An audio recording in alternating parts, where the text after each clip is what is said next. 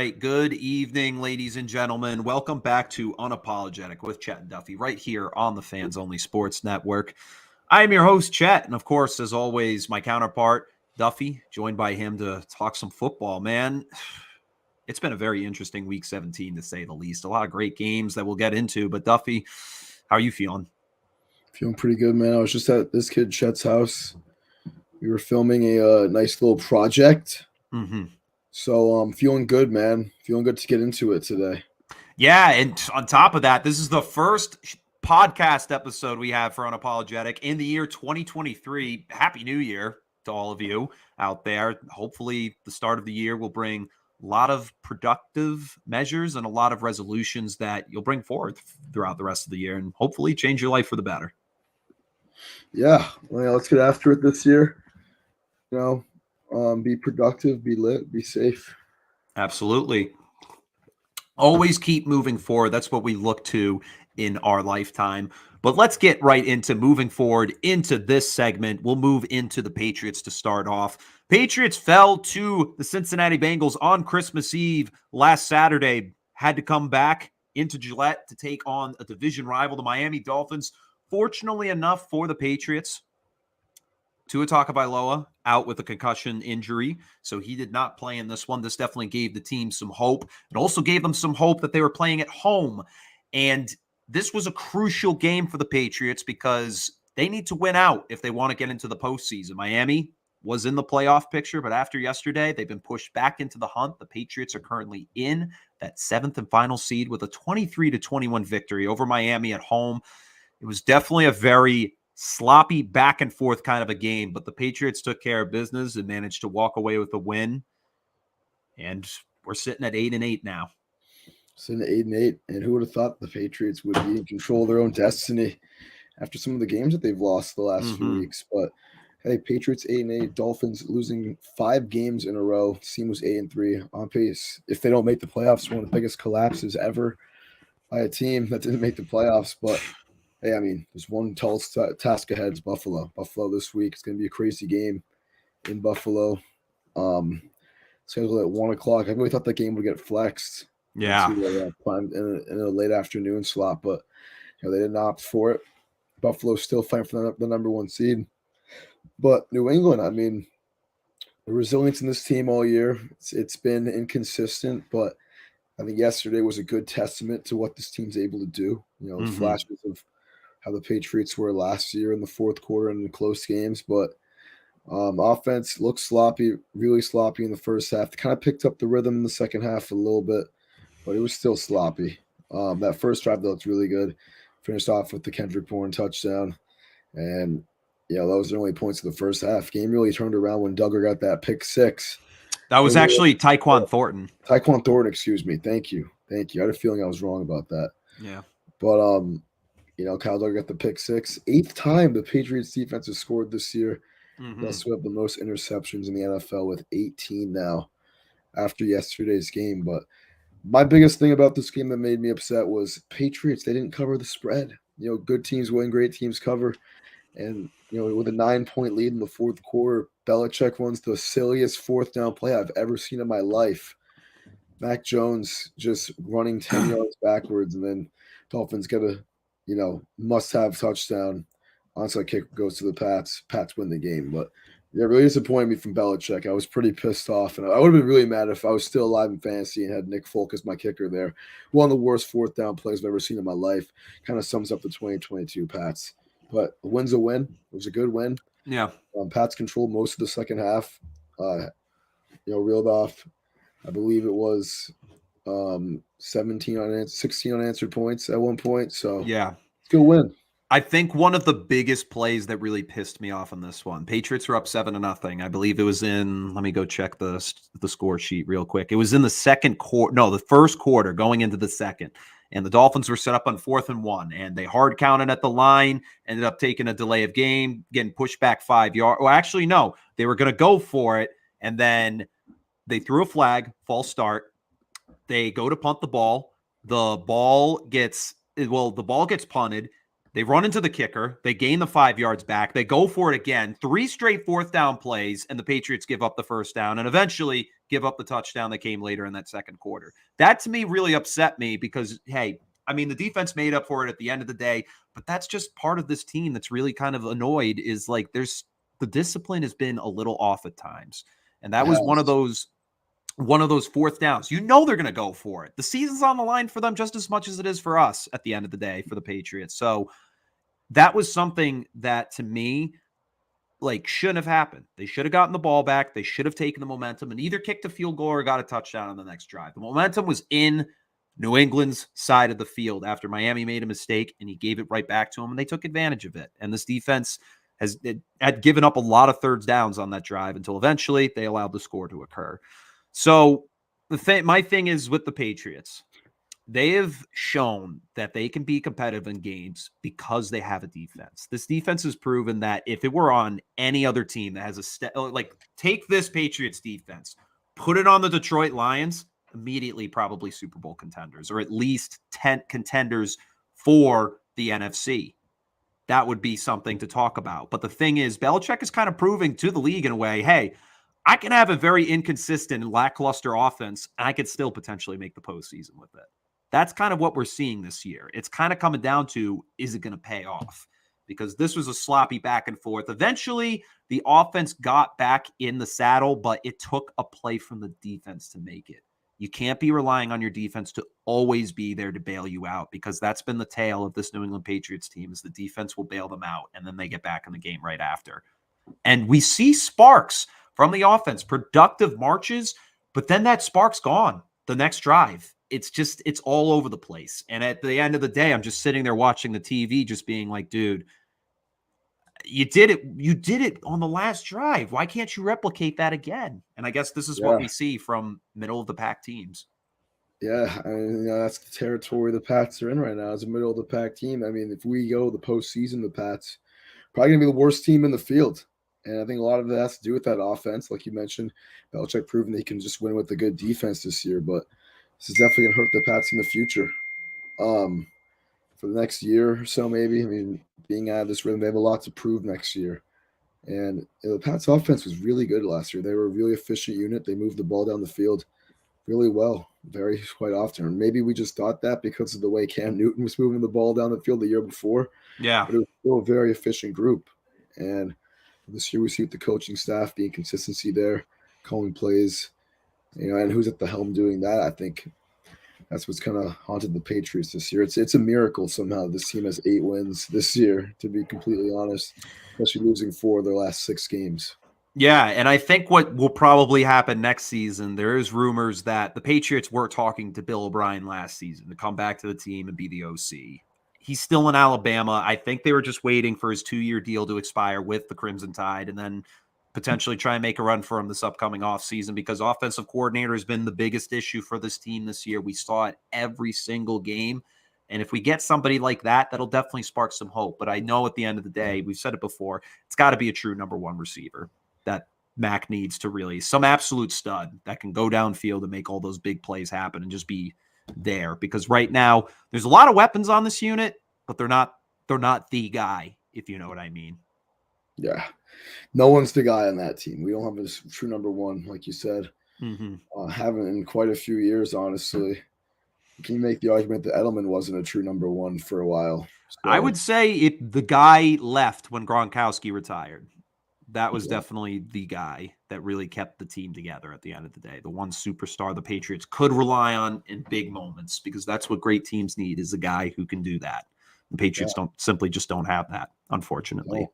It's been a while too, so. Yeah. And I think to be honest, Teddy Bridgewater ended up exiting this game at one point. Skylar Thompson came in, did end up throwing a touchdown to bring the game very close at the end of it. But to be honest, I think if Bridgewater stayed in this game, Duffy, I think the Patriots might have lost, in my opinion, because he was moving the ball efficiently.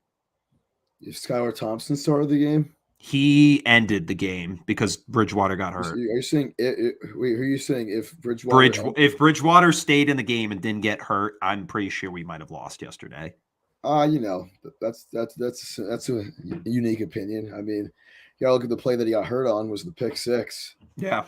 And the Pats weren't really moving the ball too well either, but the Dolphins weren't necessarily either. They're kind of the same boat as the Pats. They had the good drive at the beginning of each half, and kind of just didn't look the same after that. But still put together 3 touchdown drives. It's a very good offense that they play in, and I think if they had a competent backup quarterback, which is something that they might have to invest in for next year with the way Tua's been getting injured, is they can win a lot of games. I mean that's a good team, the Dolphins. They're a really well built team, and when Tua hasn't played, they haven't won a game. It's the 4th time he hasn't started a game, and they're 0-4 in those games. So yeah. I think even if Bridgewater finished the game, they wouldn't have won the game. Pat's defense was heating up. They got back-to-back picks. Yeah. That Jonathan Jones pick on the sideline was a beauty. It really was. It really was. That's when Thompson checked in. Yeah, that was sick. Yeah, that was a great play too. That really was. And I mean, looking at the stats in this one, Mac only threw for 203 on the day, threw for 2 tutties, and one of them going to Tyquan Thornton, the other one going to Jacoby Myers. Myers' touchdown was definitely like a good solidifying score. I liked that throw. I liked that catch in the end zone, just putting in a spot. And it was a good matchup too for Jacoby Myers. He had a linebacker set up to cover him. That was just poor defensive scheming by the Miami They played Dolphins. by Mac, getting that snap off because they certainly weren't ready for it. No, not at all. Not at all. So at the end of the day, the Patriots did make the right moves. And with that, they improved to 500 once again. They sit at 8-8. As you stated before, they control their own destiny. A win next week against Buffalo means they're in. We're going to talk about Buffalo in just a moment because they need a win just as bad as the Patriots do. They really do. Because as of right now, the Kansas City Chiefs are up on them by a game. If the Bills win tonight, they retake that number 1 seed. However, they needed Kansas City to lose this week, and they needed to win this week in order to clinch the number 1 seed. If the Bills win tonight, they do not clinch the number 1 seed. They are still tied with the Chiefs. They own that tiebreaker. So if they do win, that could be a problem for the Patriots going forward. Yeah, I think either way, if they win or lose, because the Bills need the next game to clinch the postseason, have it all go through Buffalo. Yeah, this is going to be a crazy game, tonight's game, Buffalo and Cincinnati. That's a good segue. You take it away, Duffy. I'll let you take it away into Buffalo, Cincinnati, Monday Night Preview. Really thought the NFL would wait till this game was done for them to flex next week's schedule, but Patriots-Bills will be 1 o'clock on Sunday, next Sunday. Like I mentioned earlier, they should have put us in the 4 o'clock slate. I mean, with some other good AFC matchups. I mean, they put the Packers-Lions in the Sunday night slot, but that's a really good game right there. It is, but I mean, if the Seahawks beat the Rams, it doesn't even matter. It's just the Packers playing the playoffs or the Lions playing spoils. I think they should have waited. But, hey, it's going to be a good game tonight. Bills and the Bengals, 2 really good quarterbacks. And Joe Burrow and Josh Allen meeting for the first time, actually. And if the Bengals win this game, they clinch the AFC North. And it would make sense as to why Lions Packers is in the primetime slot. Yeah. But the Bills win. They're in the driver's seat to be the number 1 seed. They need a Chiefs loss if they lose tonight, Buffalo. So either way, I mean, the Bills are going to bring the pedal to the metal next week against New England in Buffalo in front of their home fans. It's going to be dangerous territory for the Patriots. And either way, I mean, we're gonna get a good read on what the Bills like to do in early January, I guess, for next week's game. But hey, but you know what? You know what's gonna really suck? And me and my coworker were talking about it last night. What? It sucks because if the Patriots still beat the Bills, or if the Bills still clinch the number 1 seed, if we beat the Bills, we're gonna have to play them the next week in the wild card round. Yeah, because if the Chiefs win, they clinch the number 1 seed. Depends how tomorrow goes. Yeah, tonight goes with the Bengals Bills because we might play the Bengals. Maybe I was talking about this with Ben. What if the Bills just let the Pats win just so they can embarrass us next week? Exactly. That's the thing. That's what could totally happen because that's what happened last season. We got completely demolished in Buffalo. So we'll see what happens with that. We'll get into the Monday Night Preview, but to finish off the remarks, Patriots defeat Dolphins 23-21 in Gillette. They control their own destiny, and they finally finally break Miami's 4-0 win streak against the Patriots that started back in 2020. Belichick finally gets the win he deserved at home against the Miami Dolphins. So moving into Monday Night Football, as you said, Duffy, Bengals need a win tonight to secure the AFC North. Bills need a win tonight in order to continue to push for that number one seed in the AFC. So, and as you said, first time these two have met. And so far, Joe Burrow is 3-0 against Patrick Mahomes, who arguably is the best quarterback in football right now. I agree with that statement. And tonight, we get to see these two face off. They never faced each other in college either. So that's something that's cool to see right now is these two take on each other in prime time. And I don't know like how this game could go. It could be a defensive slugfest that ends in like the 20, like the teens and the 20s, or it could just be a complete shootout. And I think that's something we could expect is these teams are going to ball out. Josh Allen's going to be on his A game. He's proven that in every single game he's played that he's going to put up yards. And then Burrow, he's no stranger to that either. He puts up yardage every time he steps onto the field. I just think we're going to see these quarterbacks sling it, and it's going to be one for the books. And this one will be one for the books. The two great quarterbacks, two of the best young quarterbacks, not even just the AFC, but in the entire league. So I'm excited for the first matchup in Cincy. So Pro has a slight advantage. Got both the Chiefs and Bills in his home turf this year. But, the battle of gunslingers and the battle of these two bright young stars, I'm taking Josh. I'm taking the Buffalo Bills. And I think Cincy and Baltimore are going to fight for the AFC North next week. Like the Bills, they're 2.5-point favorites right now. They've just been clicking. I mean, the Bills have won 6 games in a row. Bengals have won 7 games in a row. These are two extremely hot teams, so one has to lose tonight. I'm going with the better squad, the team that wants the home field advantage more, the team that played the better football for most parts of the year. And, the team that's been more consistent, that's the Buffalo Bills. I think this is the best team in the AFC. I think they're going to prove it tonight with a win against the Bengals. And if the Bengals do win this game, we're really looking at a Bengals team that is in shape for the number one seed and is in shape just beat the Chiefs and the Bills in the same season. Oh, but give me the Bills. I'm going to take the Bills by a final score. I think it'll be higher scored than that Bills-Chiefs game that we saw earlier in the year when it was 24-20 Buffalo. I'm going to take the Bills win this game 31-28. Solid score prediction right there. 33-28. Wow. 33-28. I like that. Okay. Yeah. So for me, I mean, we're going to see a lot of high scoring, as you said. I just think these defenses will be taken out of the equation at certain points. I think there will be some turnovers, some big scores that are made, but I think at the end of the day that the Cincinnati Bengals will be able to take care of business, secure the AFC North tonight, and not only that, really shake up this AFC playoff picture and really make people question the Cincinnati Bengals we saw last year and the Bengals this year and think, is this the next new team to take on these two juggernaut squads in the Chiefs and the Bills? And I think they're going to be able to stand up and say, hey, we're here to dance just as much as you guys are. Because we saw this with the Colts and the Patriots. They were the two juggernauts a long time ago with Peyton Manning and Tom Brady. But then you also had teams like the San Diego Chargers, who had Phillip Rivers and LaDainian Tomlinson, some really good Chargers teams that really brought a lot of trouble.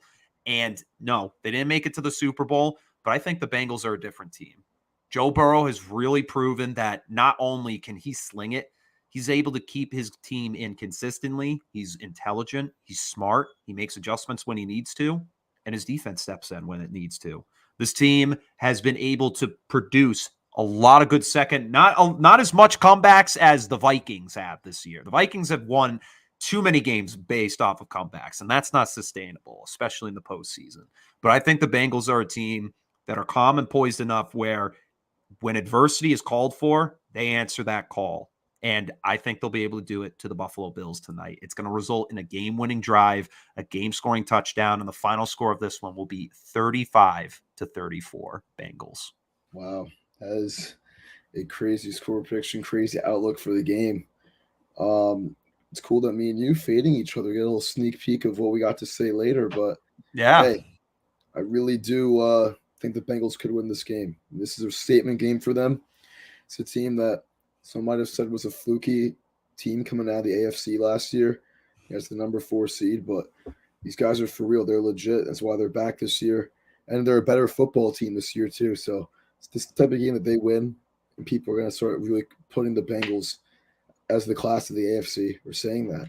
And really marking them as what could be the back-to-back AFC champion. But we'll see. Very excited for this game. It's going to be a great one. But Yeah. I like Buffalo. I like Josh Allen on the road in these environments. And we didn't see Josh Allen and the Bills win a single one-score game last year. We've seen them win a good amount this year. I think he's a lot more improved in the clutch. He's been playing his best football, or not really his best, but really close to his best. He's pretty much been the same every year. Josh Allen? Just gunslinger, throws some picks. Obviously, double-digit picks the last few years.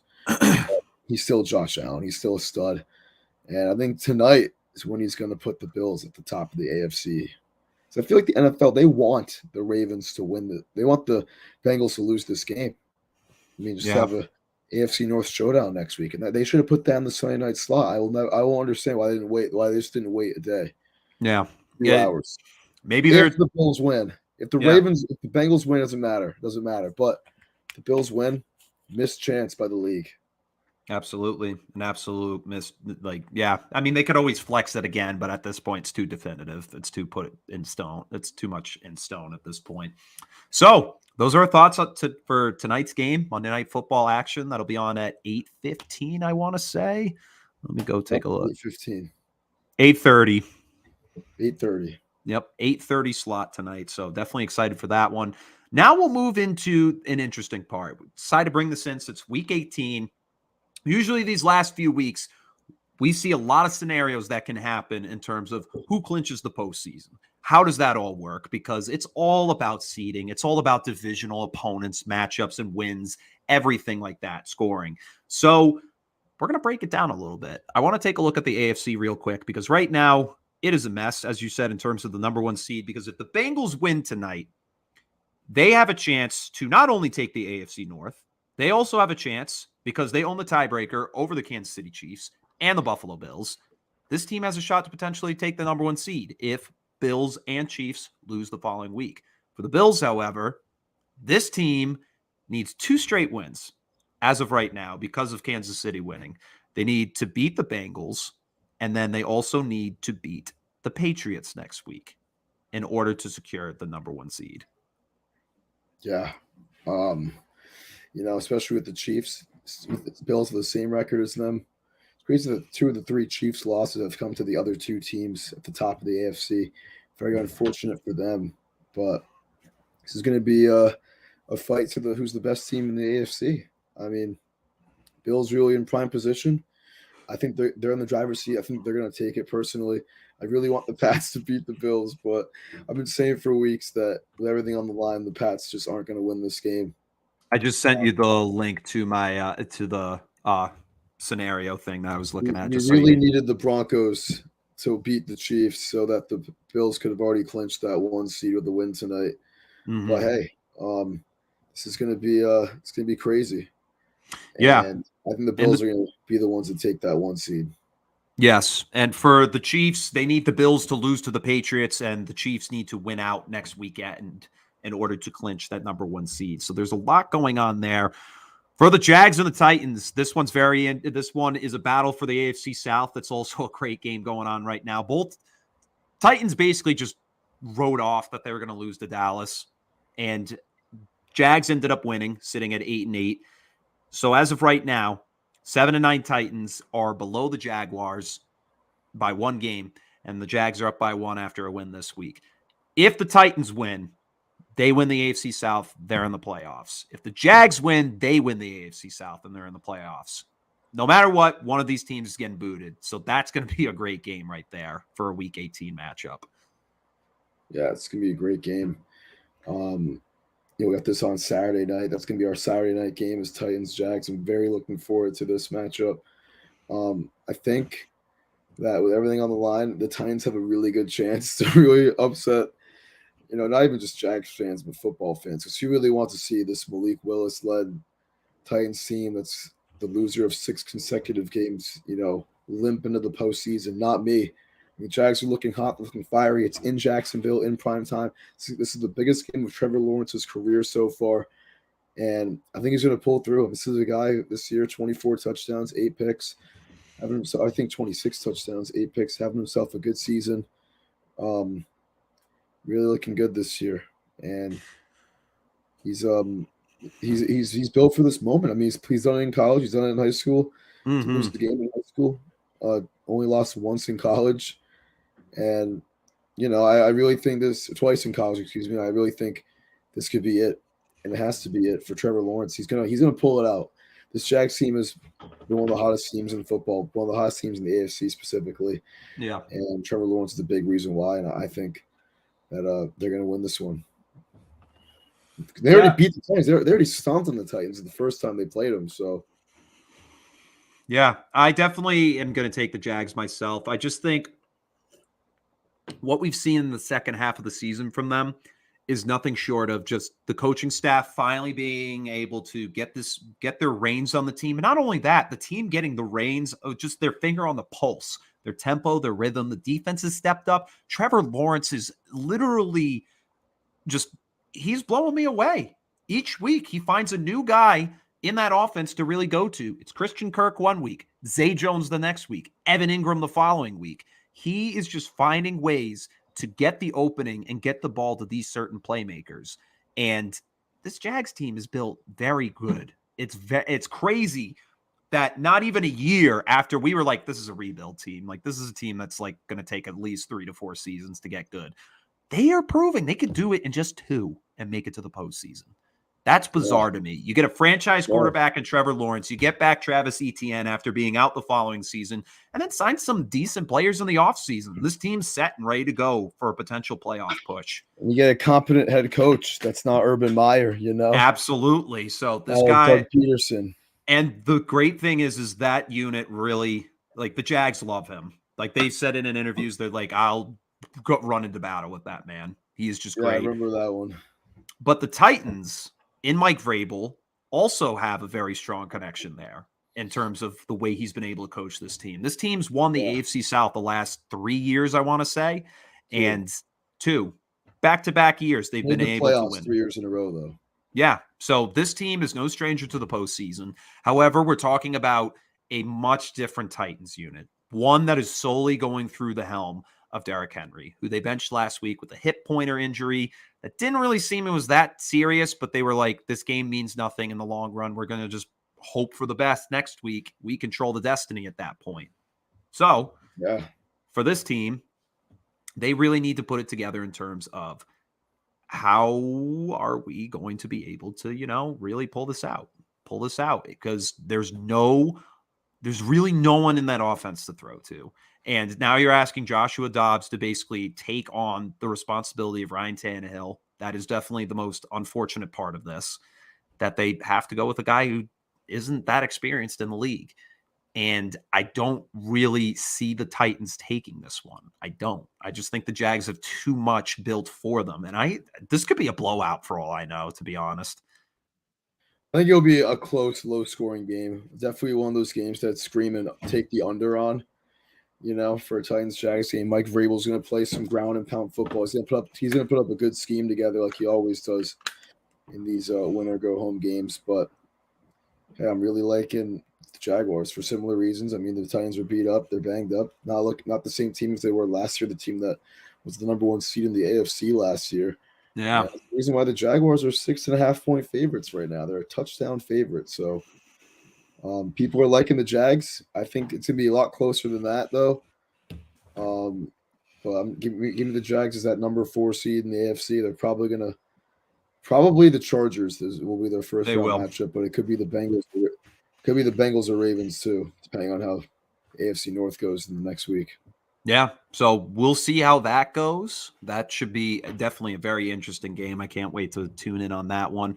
Then the final thing to go over in the AFC is the 7th seed wild card scenarios, because we got 4 teams that are eligible to make the playoffs: the Patriots, the Dolphins, and the Steelers. The Patriots, Dolphins, Steelers, and Jaguars, and Titans, I guess, in this case. But you already know the thing with that. So we'll talk about those 3 teams. Patriots, they need to win at the Bills or a Dolphins loss over the Jets. And Steelers loss versus the Browns, and a Jaguars win over the Titans if they don't win out. If the Patriots win, they're in. That's all they need is a win to get into the postseason. For the Dolphins, they need a win over the Jets and the Patriots to fall to the Bills. That's a likely scenario too. Yeah. That could also happen. However, then you got Pittsburgh. They need a win over the Browns, and they need a combination of the Dolphins to lose to the Jets and the Patriots to lose to the Bills. That was a huge win for them last night over Baltimore, 16-13 victory. Mike Tomlin really trying to push for that eternal winning season that he's just been able to put up since his start in the league. Mike Tomlin, hands down, one of the best coaches in football, I have to say. He's been able to put it together with teams every single year. And despite even last season when we saw a very mediocre offense and a very aging, on the cusp of retirement, Ben Roethlisberger, and now you bring in a rookie quarterback who was a part of the worst rookie draft class for quarterbacks. Kenny Pickett was probably the best one out of the bunch. And he's somehow able to potentially have another postseason berth. And not only that, finish above 500. Yeah, it's crazy. I mean, this team was 2-7, I believe, or 2-6 actually, and they've won some good big games to really crawl out of the mud. Steelers, like you mentioned, I mean, a team that's not had a losing record since 2003. Still, that streak is alive through 17 weeks of, really is a rebuilding year for Pittsburgh. So crazy they're still in the picture. Like you mentioned, all the scenarios. Pats winning, they're in. Dolphins need a Patriots loss along with a win, and Steelers need pretty much that summed up. Losses from both two and a win. But Jaguars, I'm not even really talking about that 17 scenario because they need a win and a loss from all three of those teams. So their destiny is going to lie on Saturday night, really. But hey, I really don't think it depends who's starting for the Dolphins though, because Dolphins really could lose that game to the Jets. It is at home. I think it's a must-win game for a guy like Mike McDaniel, hoping to scheme up a game-winning game plan. But I think the AFC, I think the 7th seed is going to Miami. To be completely honest, sucks. Unfortunately, they have to beat the Jets. I think they're going to do that. But once we get more word, actually, let me look it up, dude. I don't think Tua is gonna play. Dude, did you ever see that picture earlier this year of some guy who predicted that the Jets were gonna make it to the AFC Championship game and finish at 11-6? Yeah, yeah. That was one of the stupidest things I've ever heard in my life. Like, he Tua got it right. Tua's unlikely to play, and Teddy Bridgewater is hopeful to play. So, hey, actually, give me that to the Pats. Give me the Pats. But I would not be surprised if Pittsburgh did it. This is one of the crazier landscapes we've seen. Patriots, they would need a loss from both Pittsburgh and Miami if they lose. Yeah. So that Pittsburgh win really hurt the Patriots the other day. Yeah, absolutely. They would also need the Jaguars to beat the Titans. That's the other. Who? The Pats. The Pats would need the Jaguars to also win. Wouldn't they need the Well, because the Jaguars, they would need a loss. They need the Titans to beat the Jaguars. Yeah, but this is where the Jaguars, I actually just read on. This is what the Jaguars need if they lose to the Titans to get in. Like, they could still get in potentially. Basically, the way it would happen is if they lose to the Titans, they would need losses from all three teams, Patriots, Steelers, Dolphins, in order to get in. They would be the final seed if they lose. So Jags could also sneak in off of a loss. Yeah, that's crazy. They would need all three teams to lose, however. So the 7th seed in the AFC, it's honestly up in the air. I want the Patriots to get in, but they're going to need a lot of help, and the Jags need to win. Yeah, sure do. Yeah. It's gonna be a fight. So the AFC definitely looking very interesting. That's our conclusion on that part. We'll go to the NFC really quick and take a look at that. Eagles, the number 1 seed right now in football. However, there is some interesting developments with that because right now, with the loss yesterday, the Eagles are now only 1 game up on the Cowboys. Cowboys now have potential to take the NFC East. And I don't know if they potentially take the number 1 seed off that, though, They however. would take. I think they would. They Maybe could. I think the Niners are still in play. Yeah. So basically, number 1 seed, the only way the Eagles can clinch is with a win or a tie over the Giants. They would also need a Cowboys loss or tie against the Commanders and a 49ers loss or tie versus the Cardinals if they weren't to beat the Giants or tie with them. Niners, they would clinch any of the following with a win versus the Cardinals and an Eagles loss versus the Giants in order to clinch the number 1 seeds. The Cowboys have no potential to clinch the number 1 seed as of this point. The Niners do. That's the only team that has the potential to. But the Cowboys could clinch the NFC East with a win over the, well, actually, no, they could clinch the number 1 seed too, actually. Never mind. They will with a win at the Commanders, but they'd also need the Giants and the Niners to lose. They would need the Niners to lose or tie in order to clinch the number 1 seed. And in fact, also clinch the NFC East. Yeah.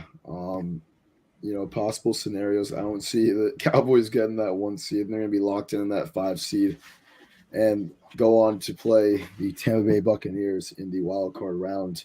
Who they lost to in week 1. They lost to in week 1. Don't forget. But honestly, I think the Birds are going to get the number 1 seed. They've lost their last 2 in a row. They've had chances the last 2 weeks, but have choked it pretty badly. But Jalen Hurts coming back this week, coming up against a Giants team that they just absolutely destroyed in MetLife Stadium as well, 48-22. Being at home for Week 18, don't want to lose back-to-back home games to end the season in any situation. I think Jalen Hurts, has something to say about his former MVP race that was looking to be in his favor just a few weeks ago before his injury, and now, trying to capitalize this season off with a great mark and clinch the number 1 seed and have the NFC playoffs run through Philadelphia. But if the Eagles do lose, I don't see the Niners losing the Cardinals. That Cardinals team is beat up, banged up, and they kind of suck. So yeah, they're very dysfunctional. I think the Niners are pretty much locked in at the 2 seed in the NFC, and they're going to play that 7 seed in the first round, which we'll get to in a sec. But yeah, give me the Niners. Give me the Eagles getting home field advantage throughout the playoffs because, Giants already clinched as well. They might rest their starters because they're pretty much locked in. They actually are locked in at the 6 seed, so they can't move their position at all. Yeah, but who knows? I feel like they would potentially try and it's an Eagles-Giants game, gonna have some rivalry. It's a good rivalry. Good rivalry. So they might. I was thinking about that earlier today. Yeah. But yeah, I don't think there's any way they win that game in Philly with nothing to play for. If they're getting destroyed early, they're just gonna take their guys out, Yeah. So that should be an interesting matchup. We'll see how things go and who may take the number 1 seed, because that's really the wildest theory going on in the NFCs. Who could potentially take it? But all roads, to be honest, really lead through Philly. It's really no question at this point. But now we move to the 7th seed, because that's the only thing we need to figure out here. There are 3 teams. They're on the doorstep of potentially taking that final spot in the NFC playoff picture. The Packers, the Lions, and the Seahawks. For the Packers, they control their own destiny. They've won 4 straight games in the last 4 weeks, and this team has really turned it around in terms of their production. Aaron Rodgers has finally gotten his pulse on that offense, making connections all over the place to Cobb, to Watson, to Tunyon, to Dobbs, to Jones. He's finally starting to get the cusp on it. And then for the defense, being led there, I just like what I see out of them. They played phenomenal these past few weeks. They managed to shut down the high-scoring Minnesota Vikings offense and put 42 points on them. Crazy. Minnesota definitely one of the lesser good defenses in this league, I should say. Or you know what I mean. You'd say worst.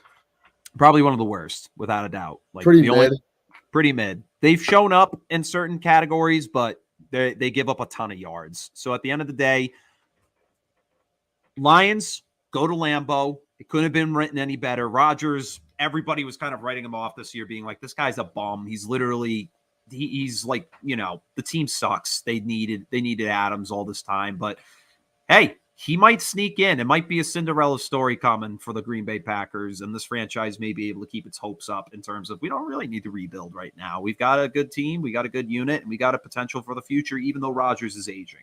And Rodgers is securing his legacy as one of the greats of all time at the quarterback position. However, the Lions also need a win. They play the Packers. The only way they clinch the postseason is if they beat Green Bay in Lambeau.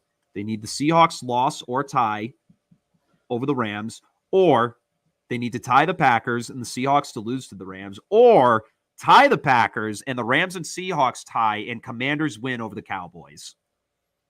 That's a a lot of scenarios, but yeah. Honestly, I think everyone knows who's getting the number 7 seed. It's one of the hottest teams in the NFC, probably the hottest team in the NFC right now. It's going to be the Green Bay Packers. If the Lions, are already out of the picture by the 8:30 game, by virtue of a Seahawks win earlier in the day, then they're going to just be pissed if they're even in this primetime game. They're going to want to just spoil Aaron Rodgers' season. This great run that they've had has been kind of uncanny. Yeah. Actually, it's been pretty common. And we saw it back in 2016 when the Packers were 4-6. Oh, yeah. Finished with 6 straight wins, rolling to the playoffs with ease. But I think that they're going to do the same thing tomorrow or Sunday night. Being at home in prime time, I don't know if there's any other way to do it if you're Aaron Rodgers. And I wouldn't want to bet against him, but Lions are going to give a fight. Seahawks are going to give a fight to the Rams. And I hope just for the sake of Aaron Rodgers just already being the golden boy of the NFL, getting this prime time winning in spot for him, that I just hope the Rams beat the Seahawks earlier in the day if the Packers are going to win this game, because I want this game to mean something. I want a team with everything on the line. I don't want to see the Lions just play, upset when they already out of the picture, So I want to see something intense, basically. Absolutely. Absolutely. I agree. And I mean, for the Seahawks, the final team to potentially clinch that 7th seed, they need to defeat the Rams and they need the Packers to lose or tie over the Lions in order to secure that final playoff spot. They've definitely got a lot of hope on their side, but the best odds go with the Packers, who only just need one win to get in. The other scenario is the Seahawks would need to tie against the Rams and the Packers and Lions to tie and the Commanders to lose or tie to the Cowboys. So regardless, at the end of the day, in this one, I'm taking Green Bay as well. They've just been set up in a good position. They control the way these playoffs move. They need to win. They need to win. And as you said, hey, the Lions are completely eliminated if the Seahawks win over the Rams, which is more than likely to happen. The Rams have just been a very lackluster unit, but the Rams could play for spoils. It's a lot of spoils around the league regardless. But Lions, I think they're going to play this team tough. Lions have just really turned into a really good, tough football squad, and they're exciting. I'm really excited to see what they do next year, because it's kind of nice to see Detroit actually kind of like take a step forward. They've been a mediocre franchise. Sure is. This is a team that was 1-6 to start the season too. They've had an excellent run, winning 7 of their last 9, and really shouldn't even have been in this position. So it's great for Detroit. Really hope that they are in a position to just fight for their playoff berth. They deserve to be being in this night game. So, everything's going to come down to that 7th seed. It's probably it's probably a lot funner than that AFC 7th seed, though. Yeah, it is.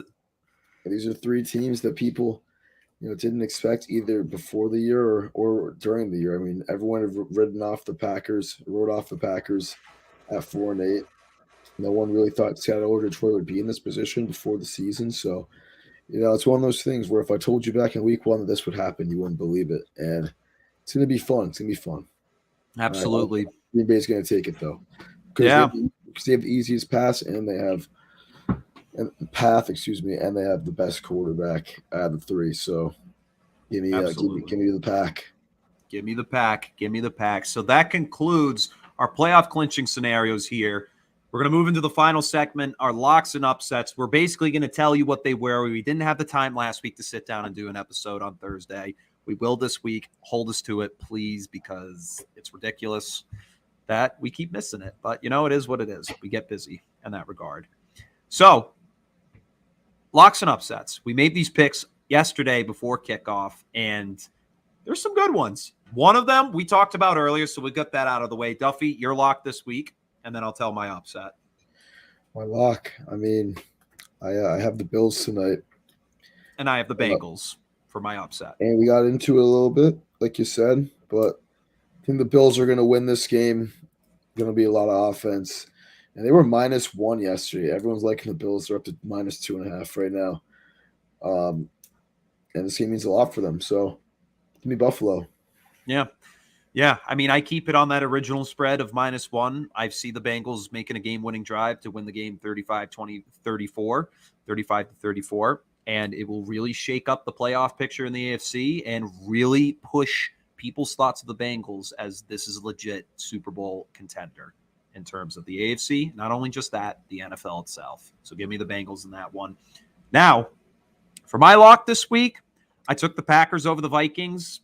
No surprise there. Packers really were kind of the favorites in this one, being at home only -3.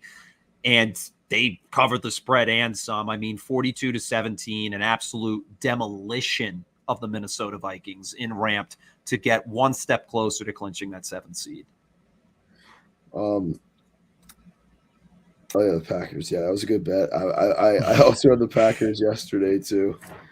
But that was a good job by you picking it because everybody almost thought you were going to take the Vikings as your upset. So absolutely, that would have been pretty square. Yeah, and your upset was a pretty good one too. Upset was pretty good. The Geno Smith revenge tour is officially over. Knocked off the Chargers, Giants, and the Jets. Had the Seahawks +1.5 at home. It was a must-win game for them. That's so awesome. He got to play all 3 of the teams he was rostered on. Yeah, it was pretty lit. So had to take him going 3 for 3, and he did. He did for me. So big win. It was a must-needed win. It was a blowout. Jets never had a chance that game. Yeah, they really didn't. And they showed signs of productivity this season, but there's just not enough there yet. They've definitely got some great sparks out of Sauce Gardner, Garrett Wilson, even Mike White, surprisingly. Mike White's really kind of come out of nowhere, but the quarterback situation in New York is just a very tricky situation. Even its running back core, very difficult to look at. But that defense, it's legit. It's a good defense to look at when it's healthy. And the offense, they just need to capitalize on some extra pieces, and this team could be very competitive next season, the AFC East. Sure could.